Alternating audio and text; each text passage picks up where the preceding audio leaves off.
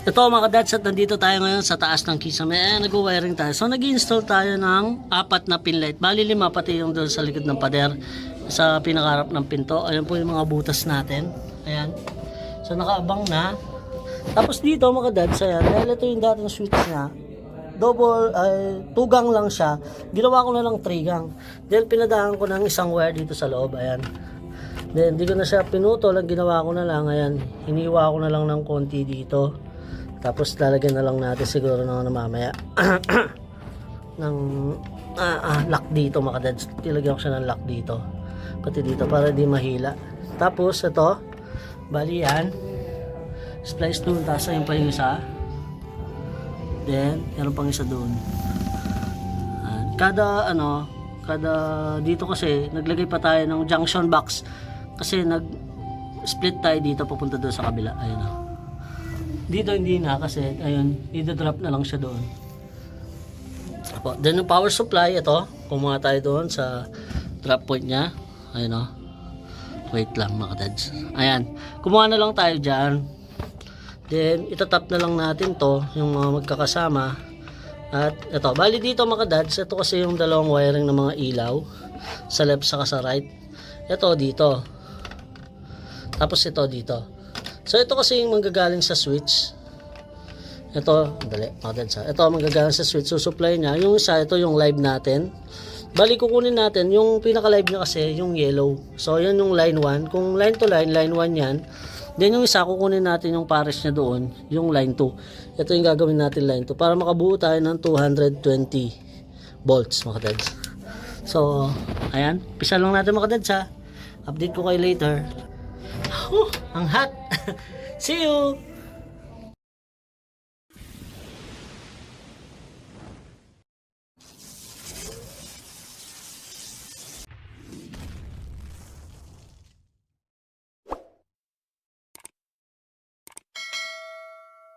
At ito na nga mga kadads, ang gagawin natin, pagpapantay-pantayin muna natin yung mga wire. Ayan, so puputulin natin lahat. Tapos pagkatapos ng pagpantay-pantay na sila, saka na natin i-splice ng sabay-sabay mga kadads. Ayan, so isa-isa lang pala mga kadads. Ayan, hindi pwede sabay-sabay. So ang gagawin natin, babalatan muna natin lahat sila bago natin sila pagdikitin mga kadads.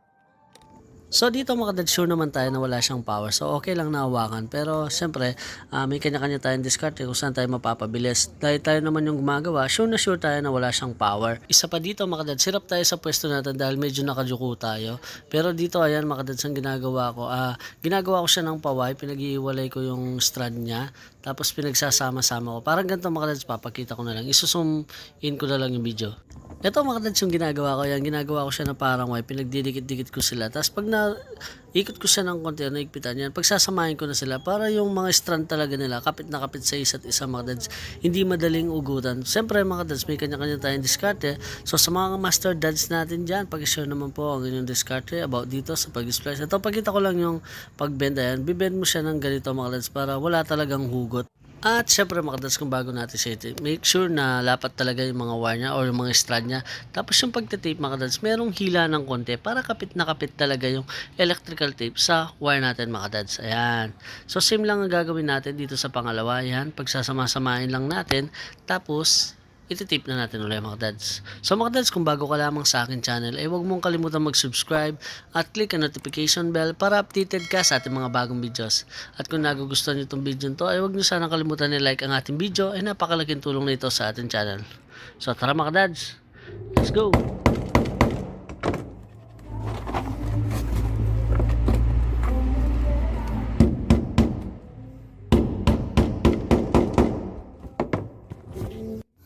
Ito siya mga kadads, ayan. So naitip na natin siya. So ito mga kadads, hanggat maaari, huwag natin pagdikitin, ayan. Tapos pagkatapos yan, ayan, nalagyan na lang natin ng mga C-clamp, yung mga tubo natin para di magalaw. Tapos lalagyan na lang natin sila ng cover, so dito na tayo. Then itatap na natin siya dito sa switch at doon sa power supply niya doon sa kabila mga kadads, ayan. So mamaya mga kadads, maglalagay din pala tayo dito sa kabila, ayan. So dito kasi sa kabila, medyo masikip na siya, ayan oh.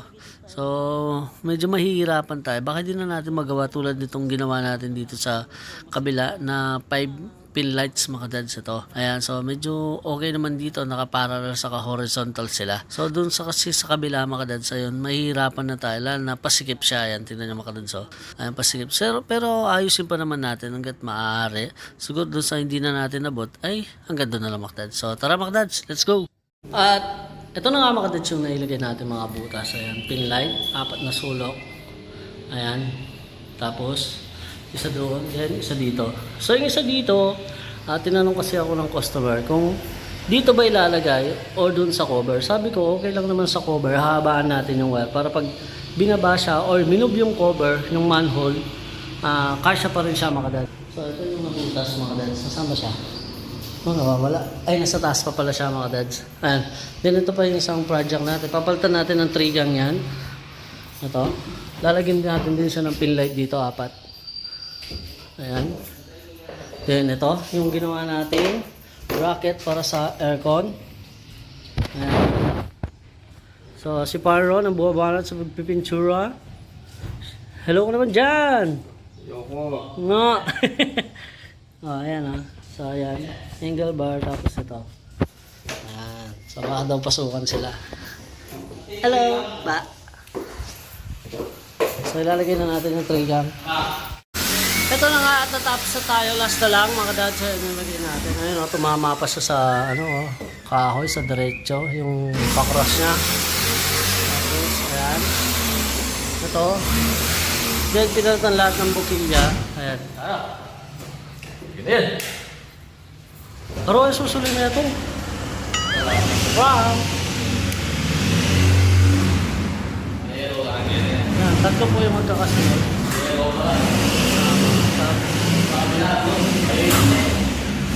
Ito na nga mga kadads, at pagkatapos nating mag-wiring ng pin light na 5 pin light, tapos pinalitan natin lahat ng mga bukilya, nagpalit tayo ng 3-gang switch saka 2-gang switch, at ngayon naman ito, ililipat natin si Daikin, ay si TCL. Sa video ito mga kadads ay tuturo ko kung paano mag save ng preyon mga kadads. Ito, so tanggalin mo lang to, kalamipin. Tatanggalin mo lang yung cover niya.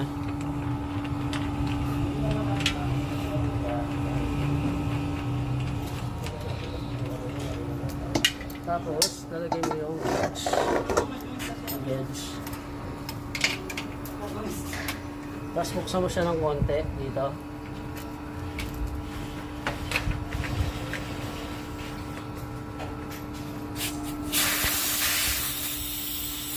Tapos, tara. So, 115.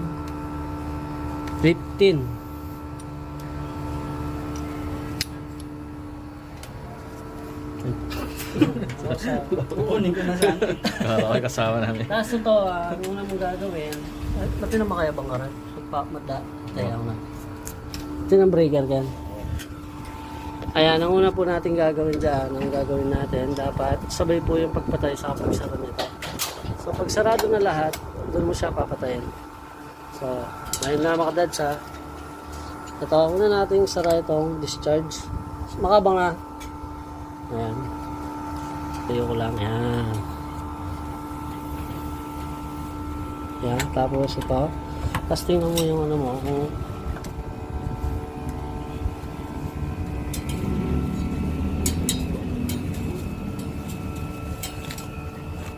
tanda. Ayan. So, negative 1. Ayan. Sakto siya. 0. Then pwede na siyang kalasin ng mga dads. Make sure lang na maigpit to kasi pwedeng sumingaw yung preyon natin. Ayan, so kalasan na. Let's go. So yung pagkalas mga dads, basic lang, tatanggalin mo lang dito. Tapos yung communication wire. Tapos yung mga tornilyo. So same lang din doon sa pinagdugtungan na yun. Doon yung dugtungan niya. So, dyan natin siya kakalasan. Let's go. Ito na nga mga kadads at natanggal na natin. Ayan, so sa mga kadads natin dyan na master, ayan, kung sakaling mag-install kayo dito sa malapit sa Angeles, so makikita nyo naman yan. Niniiwan ko yung mga dyna bolt or expansion bolt pag ako yung nag-disbundle. So sana ay kayo na ang susunod dito. So, meow meow. Bye. At syempre mga kadads, bago natin siya install, ay sinuggest natin kay Sir, baka gusto niyo pong palinis kasi medyo madumi na rin po yung aircon para pag ginamit niyo, fresh na fresh mga kadads. Ayan, so, ayun, so pumayag naman si Sir, ayan. So, pag po kami nag-relocate ng ganyan mga kadads, ayan, binabaklas namin talaga yung indoor. So, dito pa lang natin siya install, ayan, dyan sa terrace. Ayan. So, tapos yung TCL niya na 1 horsepower na non-inverter window type, pinasabay niya na rin. Ayan. So, baklas lahat. Para sulit naman yung babayaran sa atin na Sir at masayan siya sa atin mga dads. Ayan. So, ito na pala yung mga nalinis natin. So, nalinis na natin yung split type na aircon ni Sir. Ayan. So, assemble na lang natin. Ito po. So, mukhang bago na po siya uli. Ayan. So, clean na clean mga dads. So, para kang bumili ng bagong aircon. So, ang gagawin natin ngayon mga dads, assemble na natin. So, tara mga dads. Let's go! Habang nag-spray sila dito sa labas, tayo naman, assemble na natin yung split type. At pagkatapos na nga natin na-install yung indoor unit ng split type natin, ayan, so yung window type patapos na rin mga dads, ayan, so bumalik na yung dati niyang kulay, na kulay puti mga dads. Ito pa yung mga ibang parts niya sa taas. At eto na nga mga dads, nakapagbutas na tayo dito sa pader ng paglalagyan natin ng indoor unit ng split type natin. So gamit yung pangmalakasan natin coring mga dads, ayan, nabutas na natin siya ng bilog. So ito, bilog na bilog talaga yung pagkabutas niya mga dads. So ito, ilalapit lang natin yung camera para makita talaga natin na mabuti na bilog talaga na bilog siya mga dads. Ayan. So sa mga nag-uumpisa pa lamang ng mga ka-technician natin dyan, sa mga master dads dyan na napakagandang gamitin. So nakakapogi ng performance mga dads. Kahit hindi tayo ganun kagaling, pero pag nakita ng customer na ay may pambutas siya, ang ganda ng pagkabutas, ay kompleto siya sa gamit. Ang customer mga kadads ay napapanatag sila sa atin. Dito naman natin ipipesto yung outdoor mga kadads. Ayan po. Suplado siya sa personal. Suplado pala. Ayan. Yung bagong balot natin. Tatanggal na natin lahat to. So ginamit natin yung PVC saka ito para may lagay na natin siya doon. At ito na nga mga dads, at pinalagay ni Sir ng GI sheet o plancha itong butas ni Sir kasi para daw matakpan, hindi sila pasukan ng kung ano-ano mga dads. At ito na nga pala yung na-install natin. So kung makikita nyo mga dads, medyo pa alon-alon siya kasi yung copper natin 1/2 and 1/4 medyo matigas na kasi medyo matagal na rin yung aircon na Sir na ginagamit. Dito naman mga dads, ayan, at bubutasan na natin. Lalagyan sila natin ng mga Dynabolt para sa outdoor unit natin mga dads. So, tara mga dads, let's go! One eternity later. Ayan, tapos na tayo mag-install ng split type. Tapos ito yung outdoor niya. Gusto kasi ni Sir ganito, para daw paglabas siya, parang summer na. Ayan, tutok ang init, grabe. Tapos yung ano niya, tubo na, pinagtsagaan na lang natin kasi matigas na talaga. Mahirap na siyang i-bend. Pero kahit pa paano naman, gumanda naman tingnan. Ayan. Tapos yung drain niya, yun. Sakto doon.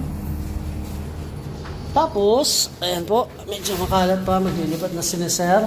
Salamat po sa tiwala. Ayan, nagpalagay siya ng pin light. Ayan. Pin light. Ayan. So, dapat yung aircon niya sa gitna. Kaso, gusto ni Sir, pagsama, o pagkasyahin yung tubo na existing niya. Kaya, ganyan ang ginawa natin. Minub natin siya. Tapos ayaw niya daw natatakpan yung pin light niya kasi bago nga naman tapos matatakpan. Then next, dito naman po tayo. Ayan, another pin light po. Apat. Ayan, tapos yung cage, yung kulungan ng mga aso, ay ng aircon. Ito po. Ay, ayan. So sa mga gusto magpagawa, Angeles area po kami. Ayan. Thank you. At syempre pagkatapos ng trabaho, ayan, kainan muna. Shut up. Banan, next. Konting. Merienda bago umuwi. So, sana nagustuhan itong video to. So, see you in my next video. God bless.